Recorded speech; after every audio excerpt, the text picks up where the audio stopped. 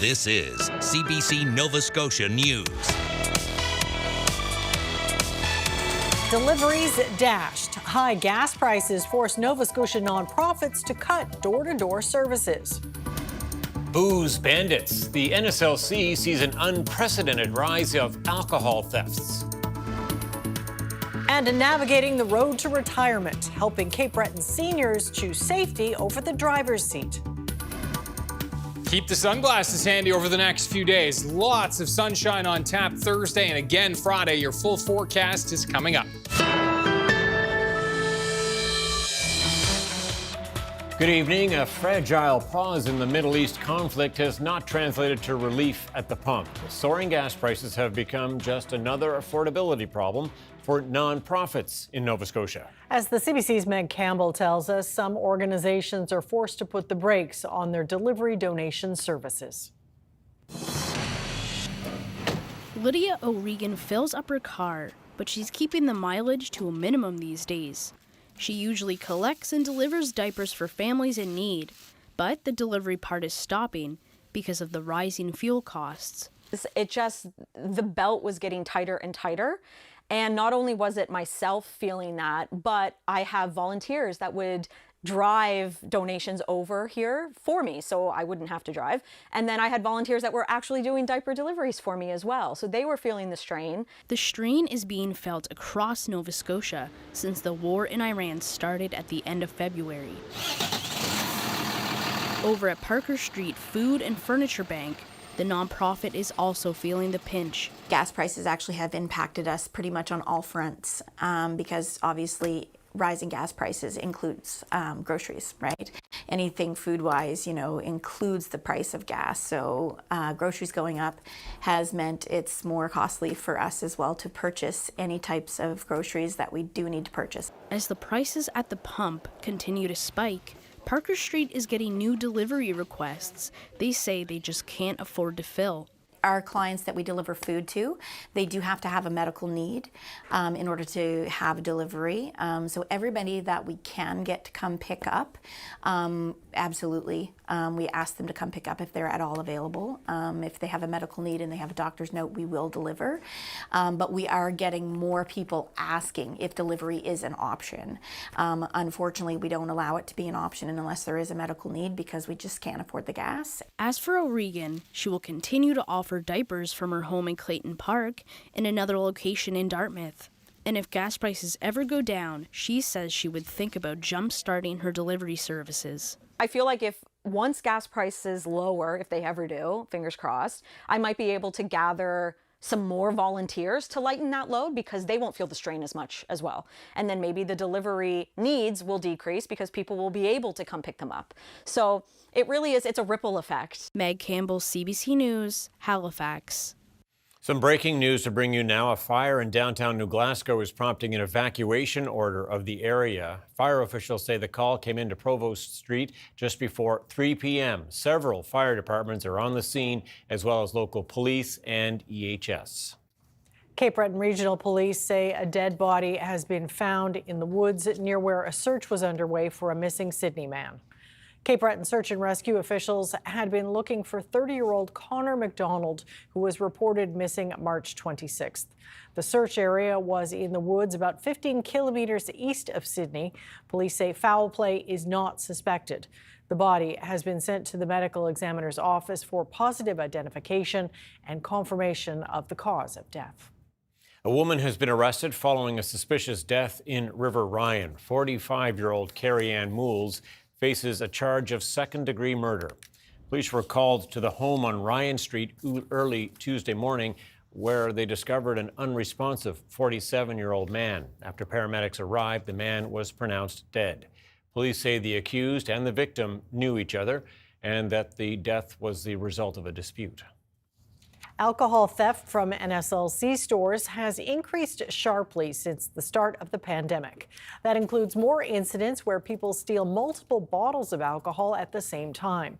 A recent RCMP bust shows where some of the stolen product is ending up. Richard Woodbury reports. After reports of significant alcohol theft from NSLC locations in the Halifax region, RCMP carried out a raid on a home in Dartmouth a week before Christmas. They found more than 450 bottles of hard alcohol worth almost $20,000. In his 2 decades of policing, Sergeant Serge Landry says he's never seen anything like it. When our officers went in, we actually found a ledger of like alcohol coming in and going out. We found very interesting because there's definitely some sophistication to that. 3 people are facing charges in relation to the theft ring. The most common stolen alcohol was Smirnoff vodka. There was also gin, whiskey, scotch, and even a $1,000 bottle of cognac. The stolen alcohol was then being resold. Landry says this is a public safety issue. Youths are buying this alcohol. Anybody's buying this alcohol. There's no regulation. And that's a very serious concern for us. Landry says the 3 stores most targeted in the theft ring were in Upper Tantallon, Sackville, and Cole Harbour. In late February, the NSLC closed its Scotia Square location in downtown Halifax partly because of theft. But the corporation says stolen alcohol is a problem province-wide. What we typically are seeing are more high-impact theft, and these are thefts where an individual comes into our store and grabs many products at one time and then walks out. She says the corporation is doing different things to cut down on theft. This includes not placing certain product on shelves. This means people must request it from staff. As well, anti-theft devices are placed on the tops of some products. If a customer tries to leave the store with the tagged product, hear that? This is what happens. McKinnon says almost a dozen stores are using the devices so far. She says at the store where they were first installed, theft is down 18% over the last year. For stores where this is the biggest problem, the NSLC is sending more staff who specialize in preventing theft. Richard Woodbury, CBC News, Halifax. The winter session at Province House appears poised to wrap up this week after the government passed a number of bills. As Michael Gorman reports, the session is already the longest of Tim Houston's time as Premier.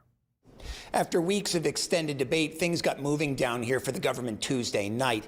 They passed 4 bills through third reading. They include legislation to give the government the power to appoint the president of the Nova Scotia Community College, increase the penalties and enforcement when it comes to non-government cannabis dispensaries, and create a new seat in the legislature for the protected Acadian district of Shetticombe. The government still has 4 bills it needs to move through third reading, but with hours called down here for every night this week until midnight, it's all but certain business will wrap by Friday. Wednesday marks the 26th day of this session, making it already the longest of Tim Houston's tenure as Premier by 6 days. Michael Gorman, CBC News at Province House.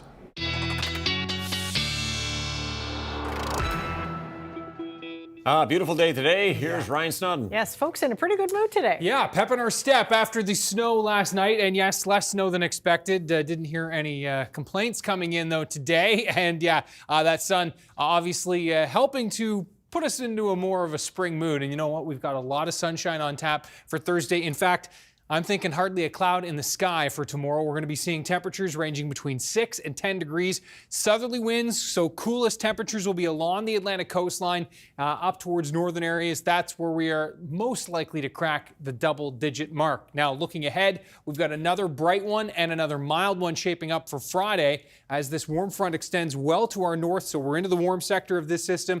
So Friday, indeed, looking like temperatures will range between 10 and 14 degrees. We do have some showers as a cold front moves into the region, but we're going to rebound the latter half of the weekend, and temps staying pretty good right through that 7-day. We'll talk about it coming up. Sounds good. Thanks, Ryan. Thanks, Ryan. Thank you. Well, for 3 decades, Nova Scotians have received a nickel for bottles and cans and a dime for large alcohol containers. But some depot owners say as an increase is overdue to keep in line with neighboring provinces. Luke Ettinger reports. As of April 1st, PEI provides 10 cents for returning bottles and cans and 20 cents for alcohol bottles over 500 milliliters.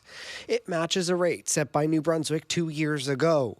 But since then, bottle depots near the border have been nickeled and dimed. Dylan Sarson, the owner of Nova 4 Enviro Limited in Amherst, says half his business goes across the Tantramar Marsh. So if you've got your 100 pieces and it's worth $5, or you've got your 100 pieces worth $10.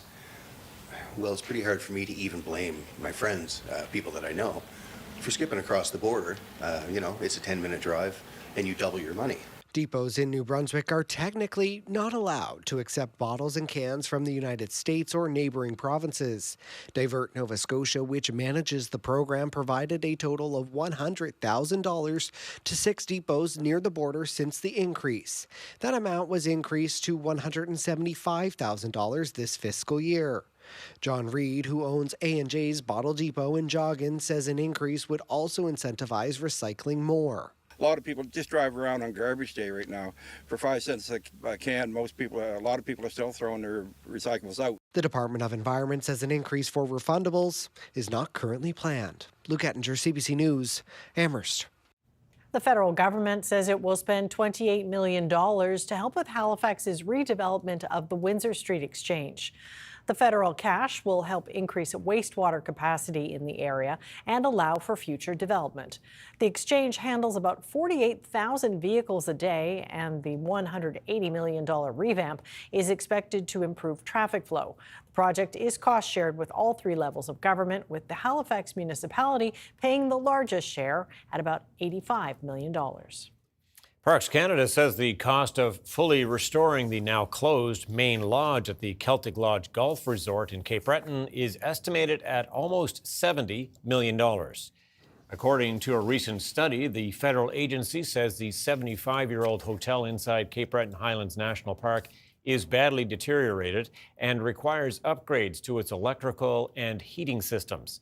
The study says there is a $58 million option to partially restore the Tudor-style building, or it could be torn down for $11 million.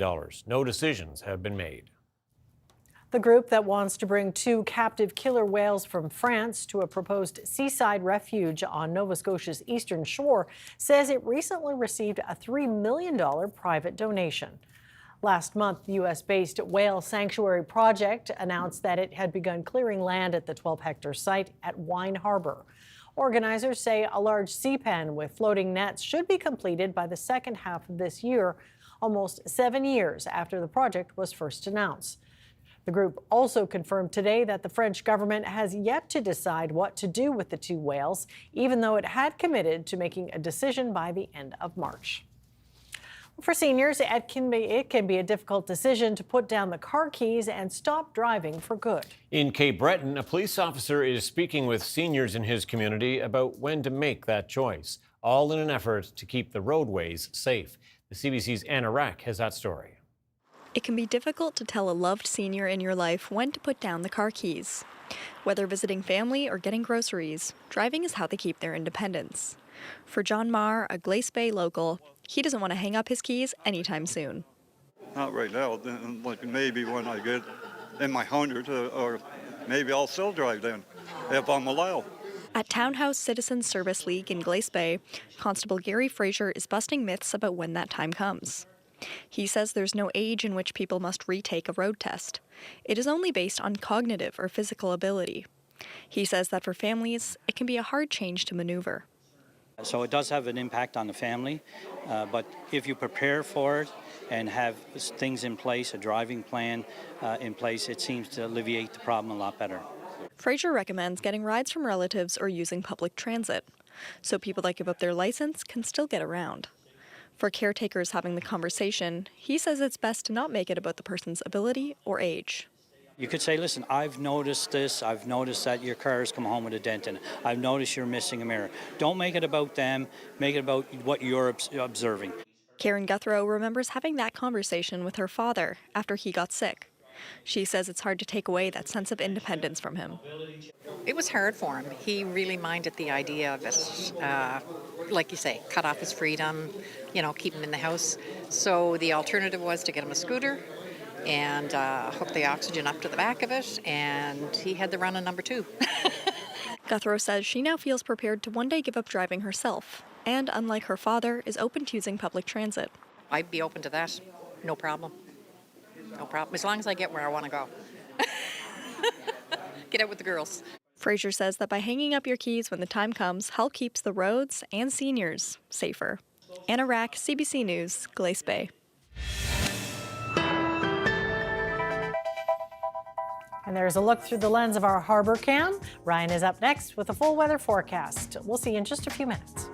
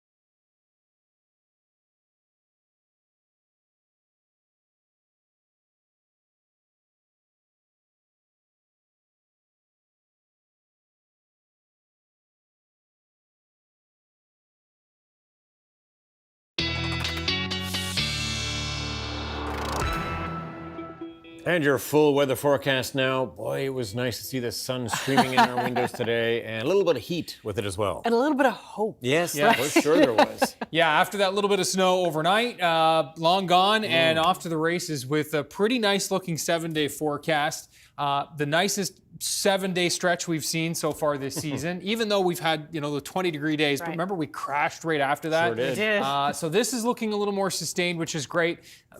Maybe some beach-going days, but not quite with, shorts and T-shirts, but always for a stroll on the beach. And how about this? Oh, wow. This could be July. Sure, yeah. The grass is maybe a little greener.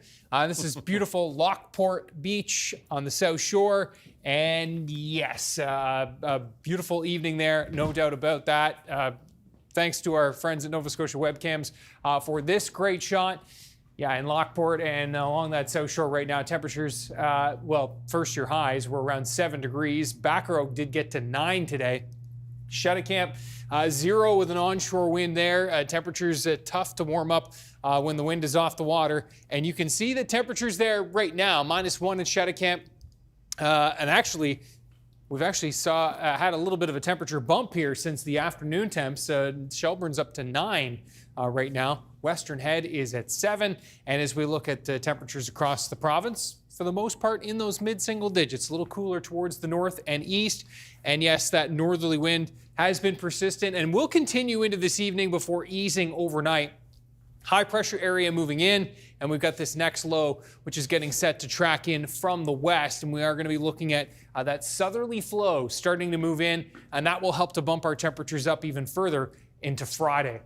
Now, looking at temps across the country right now, we haven't been alone in our journey through spring. It has struggled in most of Canada, and you can see across the prairies right now, still pretty chilly, just 3 in Toronto, 2 in Quebec. Halifax at 5 is one of the warmer spots in the country right now. Now, as we look at the province for tonight, we are looking at temperatures ranging between -4 and -8, closer to -9 and 10. Parts of Cape Breton, northerly winds continue there, as we said, but will ease after midnight.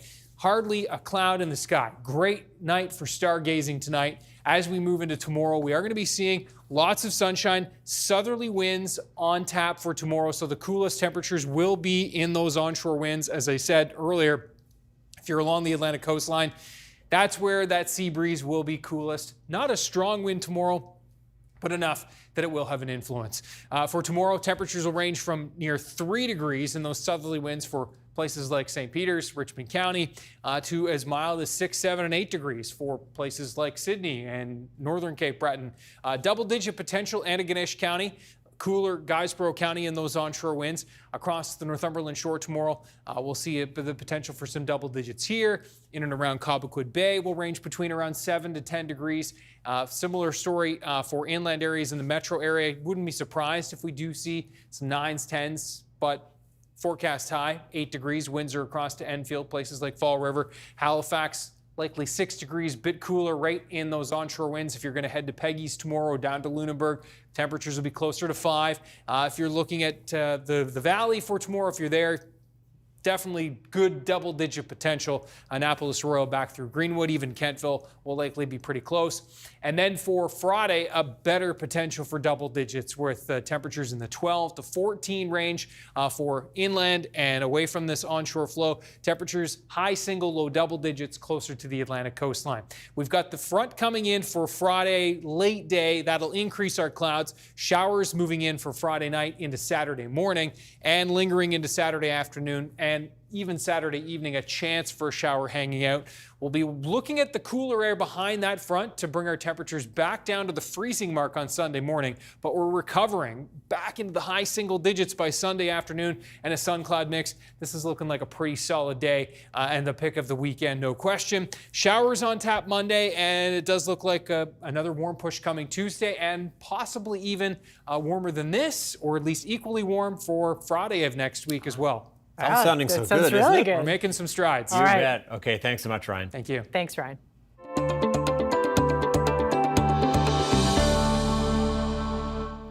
Groundwater levels in the Maritimes hit a low last summer, causing widespread concerns over drought and wildfires. But provincial officials say PEI's groundwater levels have now recovered, and farmers say that's good news. But they're still taking steps to make sure they don't have to deal with the repercussions of another dry season. The CBC's Nancy Russell reports. More PEI farmers will be able to irrigate their crops in 2026, adding deep water wells and irrigation systems after last summer's drought. The Department of Land and Environment received more than 140 applications for groundwater exploration permits, including from Becky Townsend. The last 2 seasons and even longer than that have really showed us how vulnerable we are to dry conditions and drought. So we need to look at supplementary irrigation so we can stay sustainable and resilient through those dry conditions. Townsend says they have 1 well dug and will be able to irrigate about 70 acres this year. She says it's not about increasing yields, but about staying viable financially. We were down about 25% over our whole crop, and with the input costs we have now, costs are going up. We just can't afford to do that again. Provincial officials say there is good news. Groundwater levels have recharged over the winter after last summer's extreme drought. Winter and spring season always recharge season, and groundwater table every year recovering. Lee says his department has been busy. In normal year, we don't see so much, could be 20 or 30 applications. Lee says last year's drought was a 1 in 20-year event, and he doesn't expect a repeat in 2026. But even if there was, he says the amount of water being drawn from wells is limited by the Water Act. Our water withdrawal still under our a certain limit, say 35 of the summer base flow, so our stream flow is still in good condition.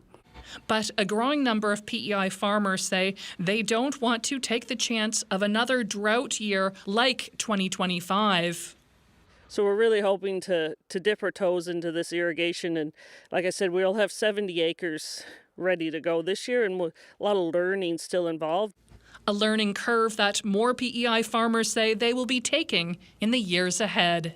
Nancy Russell, CBC News, Rollo Bay West. Coming up, with the end of winter, the Department of Natural Resources shares what Nova Scotians can expect this wildfire season.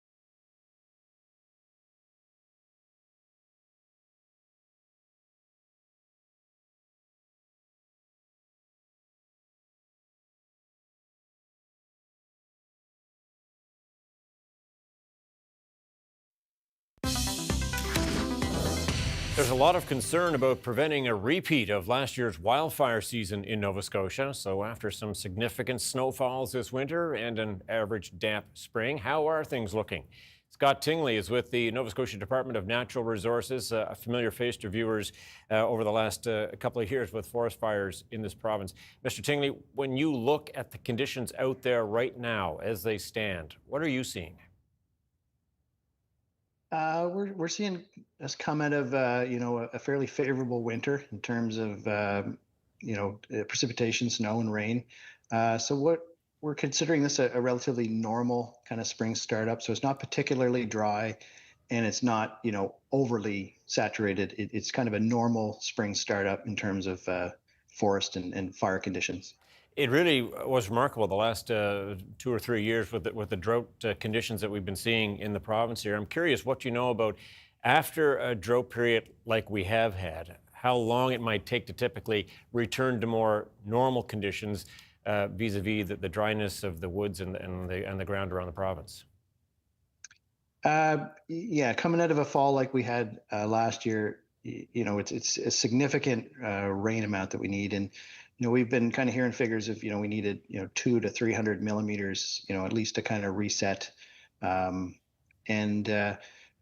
So yeah, we did see significant snow and rain finally, through the winter. The fall did persist dry well into October, but we have seen significant kind of recharge of the moisture in terms of the forest conditions anyways. We are hearing that some of the longer term kind of agricultural drought monitoring, there may still be some small pockets of deficit, but generally for forest conditions, we're feeling pretty good. Okay, so we've had a decent winter and spring-wise, if you're looking at forest fires, at least as you say there. But how quickly can things turn around in this province if you do start to get dry weather? I mean, when you look at how things can change, how rapidly they can change, what can you tell people about that?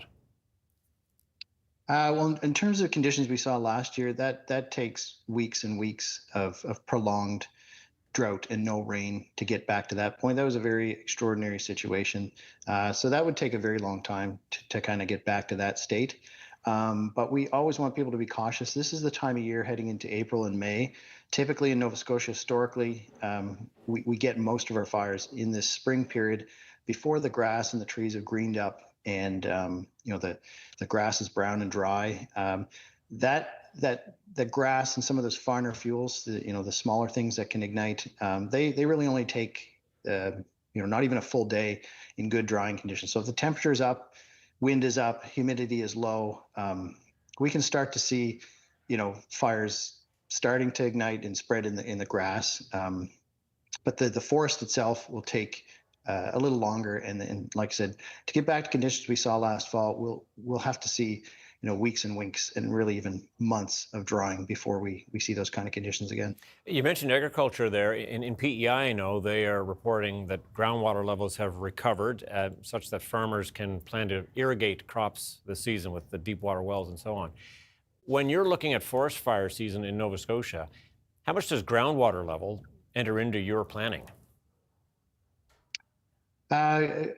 Groundwater to a certain depth, we refer to it as fuel moisture. So we're really kind of looking only at the top kind of layer of organic material in terms of monitoring the forest conditions.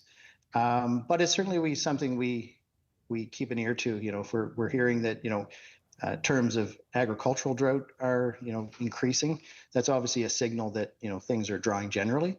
But there are some differences between kind of long-term agricultural drought monitoring and forest fuel moisture monitoring, but it's certainly a factor. And as we kind of get into situations like we saw last year, ground moisture is obviously related to lake levels and creek levels and things like that, and those are oftentimes the water sources we're relying on to pump out of with our portable wildfire pumps and put the fires out. Mm-hmm. And so equipment-wise and considering staffing levels and so on, what kind of changes are you looking at for tackling forest fire season this year? How are we on any better footing this year than we might have been in previous years, for example? We're always improving every year. particularly in years like we had in 2025. We did the same in 2023. We go through significant after action review processes. So we sit down kind of after the season, get input from all that were involved, render that down to recommendations that we can improve on things going forward or keep things going that are working well. Seasonal staff started up last week, our seasonal firefighters. So they're in the process of orientation, seasonal training. We've got a spring fire camp that we pull all the fire crews together here coming up in the next week or so. So we've increased the amount of training and the number of people that are getting put through training. We've been purchasing equipment, so things like modern portable pumps. We've been buying and updating our response vehicles, so our pickup trucks and the fire trucks that the staff at the local DNR offices are responding. When you go through a year like 2025, it's hard on the equipment. So, we've been replenishing and buying new things like traditional firefighting equipment like hose, shovels, Pulaskis, things like that. And obviously the province has been investing in updating the fleet of our 4 helicopter water bombers over the last couple of years. So we've received 2 of those, and there's 2 more coming here in the next couple of months. And as well, a lot of folks have probably heard that the province has engaged in a contract for a fixed wing water bomb service as well this summer. So, well, here's hoping you have a quiet season, a safe season. Scott Tingley of the Nova Scotia Department of Natural Resources, appreciate your time today. Thank you. Thanks so much, Tom. Take care.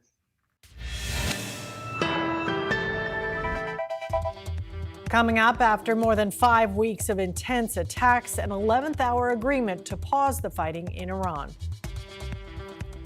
And the crew of Artemis II spend another historic day in space and share stunning new photos from the far side of the moon.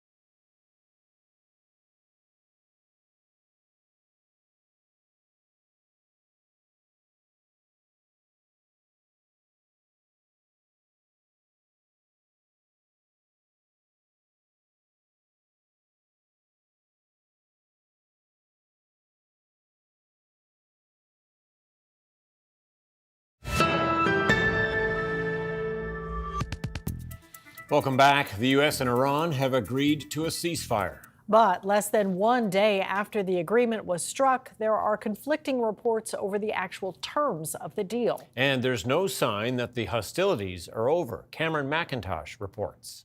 A ceasefire in name, but so far not in practice. The Strait of Hormuz remains closed to global oil traffic as Israel continues to strike Iranian-backed Hezbollah militants in Lebanon. While in the U.S., the world has just witnessed a historically swift and successful military triumph. The Trump administration says the president's threats to wipe out a civilization has brought Iran to the bargaining table. I think it was a very, very strong threat from the President of the United States that led the Iranian regime to cave to their knees. In Iran, word of a ceasefire brought celebration after Pakistan brokered a last-minute deal, the U.S. agreeing to stop attacking, with Iran agreeing to open the strait to oil traffic for 2 weeks. But Wednesday, Iran was still firing missiles. It said it was on alert for attack amid conflicting reports over terms for peace, including whether Iran will retain its stockpile of enriched uranium, a non-starter for the U.S. They will either give it to us, which the president has laid out. They'll give it to us voluntarily. We'll get it. We'll take it out. This analyst is not optimistic. I'd be surprised if it lasts 4 days. Really? The differences are so far apart. I could be wrong, but I'd be surprised. Meanwhile, Israeli Prime Minister Benjamin Netanyahu says Israel still has objectives to complete, insisting the ceasefire does not apply to Lebanon. The U.S. agrees. Iran calls that a deal breaker, leaving all of this in doubt. Still, there's optimism in the markets. Oil prices dropped in anticipation of the strait reopening. Britain's Prime Minister urging a lasting peace. It's our job to make sure that the strait is open, that we're able to get the energy that the world needs out. For now, at least, the U.S. and Iran are to begin talks this weekend in Islamabad. Both sides already claiming victory under a ceasefire that is far from certain. Cameron McIntosh, CBC News, Winnipeg. As we just heard, Iran is insisting both fronts in the war were part of the ceasefire agreement, but Israel is denying that. In fact, Israeli forces have intensified attacks on Lebanon since the ceasefire deal was brokered, killing more than 100 people on Wednesday. Crystal Gamansing reports. A sweeping and deadly wave of Israeli airstrikes rocked Lebanon. Within 10 minutes, multiple areas were hit simultaneously, targeting more than 100 sites linked to Hezbollah, according to Israel Defense Forces. At one point in the afternoon, the Lebanese Red Cross said 100 ambulances were deployed to strike sites. On the ground in Beirut, the Bekaa Valley, and in coastal southern cities, including Tyre and Sidon, large-scale search and rescue operations were launched. Lebanon's health ministry said hospitals were overflowing with hundreds of victims. That included those killed and wounded in the strikes. Israeli officials say the ceasefire in Iran does not cover military operations in Lebanon. That contradicts what Pakistan's prime minister, who brokered the deal, says. Israel's defense minister addressed the large-scale aerial operation in a video released by Israel Katz's office.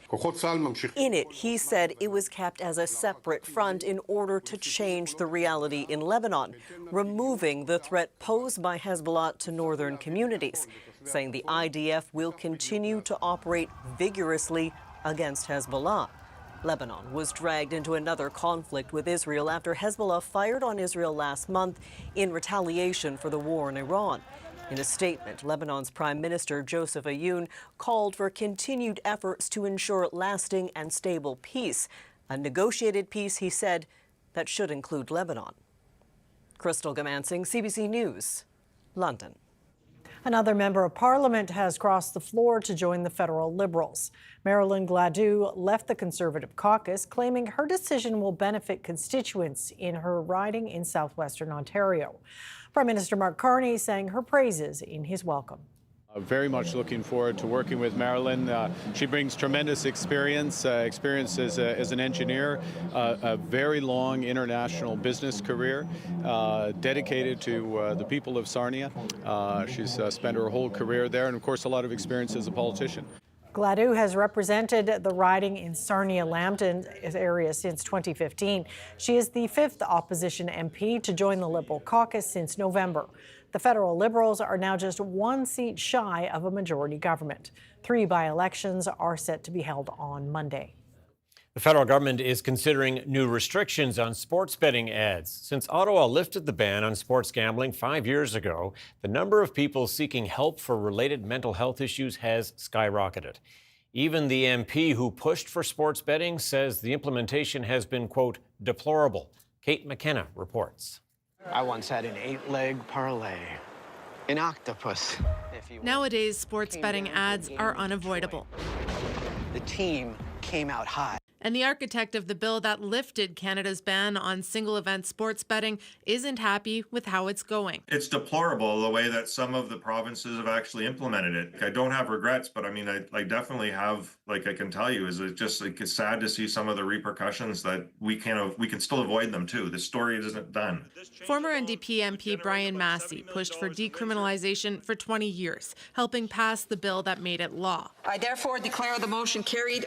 The Windsor MP wanted to support local casinos and argued that lifting the prohibition would curb illegal gambling. It was really just to go to casinos and to special organizations or like charities, for example, or it would just stay with the Ontario Lottery and Gaming Commission. That's what I had recommended. But what they've done is they've launched it full throttle. Soon after legalization, Ontario opened its market to private companies, helping launch what is now a multi-billion-dollar industry, generating hundreds of millions of dollars in revenue for Ontario. But it is not the story that we were told. We were told that this was supposed to be a move of people already gambling on the black market and moving to the legal market. But the increase that we've seen suggests that there are a lot of people who are gambling today who weren't before. A recent study found a jump of more than 300% in young men contacting Ontario's mental health helpline for gambling-related problems. The Canadian Gaming Association says it's already a highly regulated industry. We've said, getting rid of advertising isn't going to solve problem gambling. If it had done that, it would have done that a long time ago.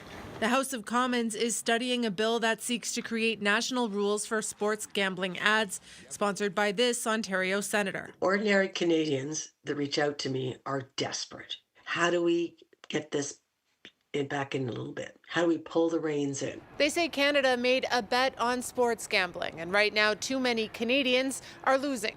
Kate McKenna, CBC News, Ottawa. Greece has just announced it will join Australia in banning children from accessing social media.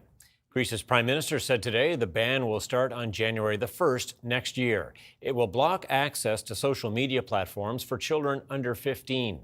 Australia's ban applies to kids under 16. A poll earlier this year in Greece suggested 80% of respondents support a social media ban. The Greek government has already blocked cell phone use in schools. Experts cite rising anxiety levels and addiction in children, along with sleep problems. The UK, Spain, Austria, and Slovenia are considering similar bans.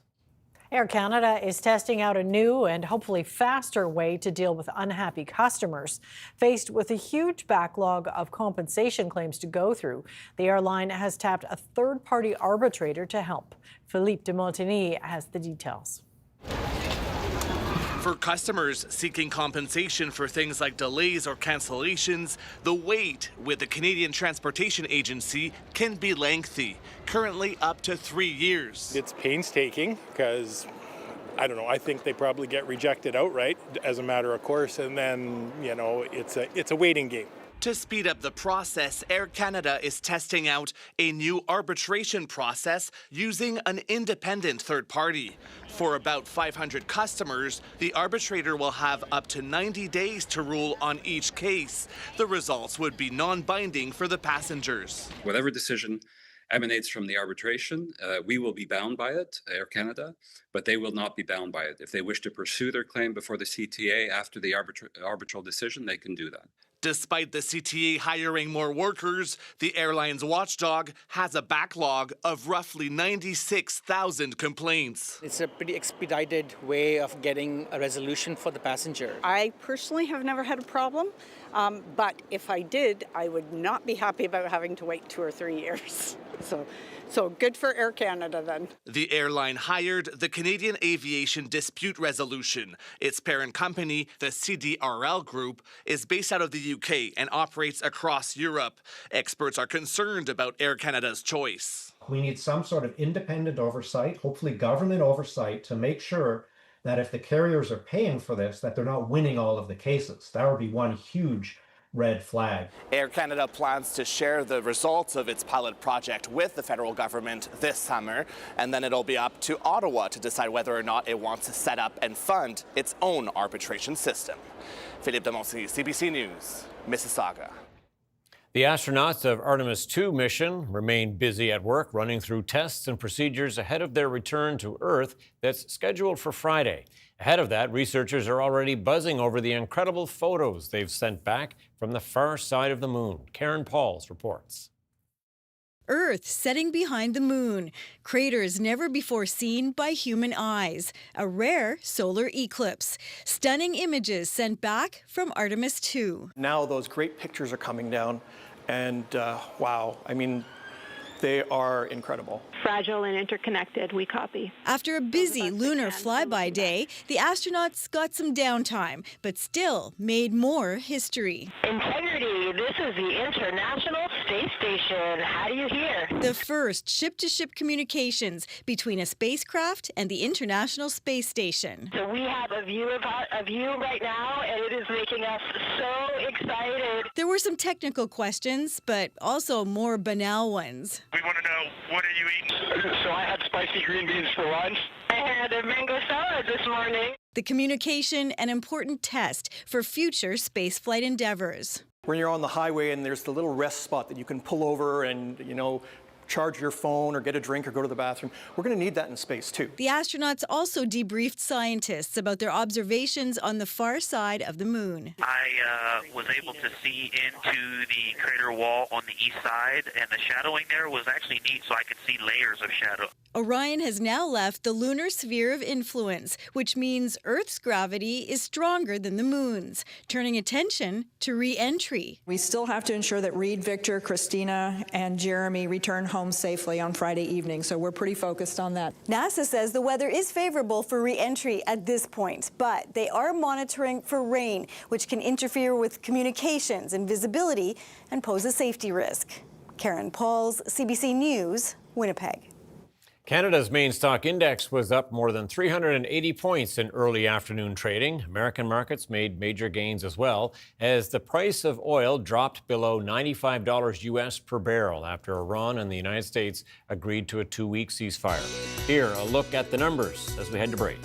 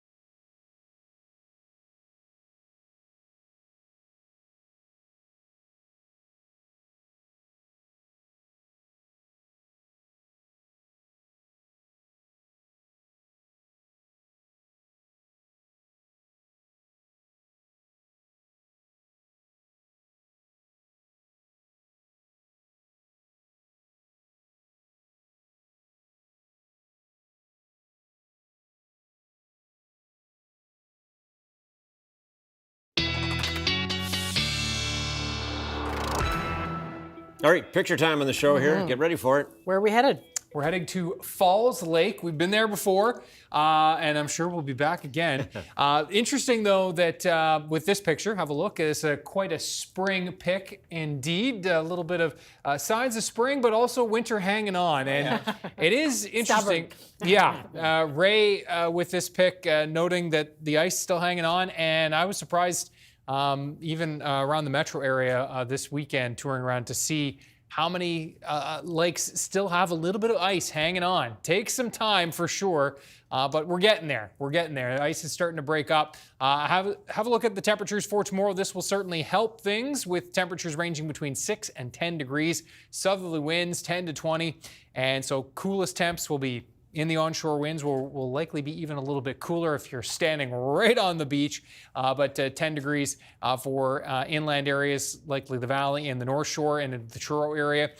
Friday, looking at temperatures, oh so nice, especially in the off the water and for inland areas, the valley, Truro, Northumberland Shore should all be around 12 to 14 degrees, likely pretty close to that in places like Bridgewater and even inland areas in and around the metro area. There's that area of high pressure that's keeping us under the sunshine, and as we look ahead, we're tracking this cold front coming in from the west. That'll increase the clouds on Friday. It's going to bring a chance for showers in for Friday night. Definitely on Saturday with scattered showers. That front moves through. Still a lingering chance for a shower for Saturday night, and can't rule out a mix with a flurry, but it does look like we recover quite nicely on Sunday with some sun and cloud and temperatures near seasonal to above seasonal into next week. Hey, we'll take it. Absolutely. Okay. Thanks, Ryan. Well, one way to mark Hump Day is by watching a double-humped camel calf. Meet Sophia, barely 3 weeks old. She's one of 8 domesticated Bactrian camels at a zoo in England. Adorable. Well, in the wild, the species remains critically endangered, with its population estimated to be less than 1,000. Sophia's wild relatives can be found in the deserts of China and Mongolia. She seems to be doing well. Yeah. That's it for us tonight. Thanks for watching. We'll see you next time. Good night. Good night.